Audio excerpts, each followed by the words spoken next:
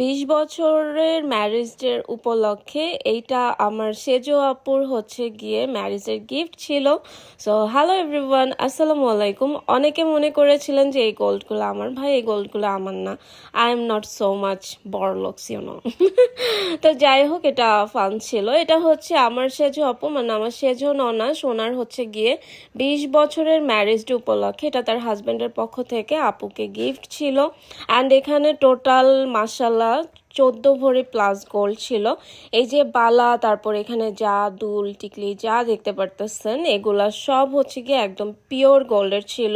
একজন তো বলেই ফেলেছিল যে এগুলো নাকি সব ইমিটেশনের, এগুলো নাকি সব ইমিটেশন, ঠিক আছে, কোনো গোল্ড না। ভাই এগুলো সব পিওর গোল্ড, এখানে কোনো ফাঁপা নাই, কোনো মিশানো কিছুই নাই। ওই যে থাকে না, এগুলা একদমই হচ্ছে সব পিওর গোল্ড।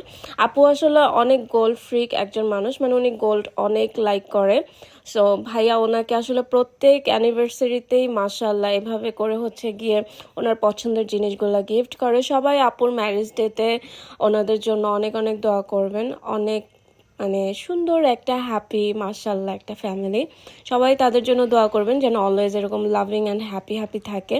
অ্যান্ড এই তো, আর এই জিনিসগুলো আসলে আপু দেশের বাইরে থাকে, সেগুলো হচ্ছে আমাদেরকে দেশের বাইরে মানে দিয়ে আসা লাগে না, মানে আমরা এয়ারপোর্টে দিয়ে আসছিলাম তোমার ভাই আর আমি।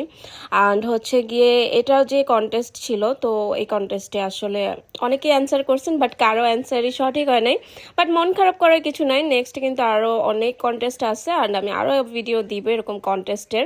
সুন্দর গিফট পাবেন। অ্যান্ড 14 তারিখে কিন্তু আমার এই পেজের কন্টেস্ট আছে, সো কিপ ওয়াচিং।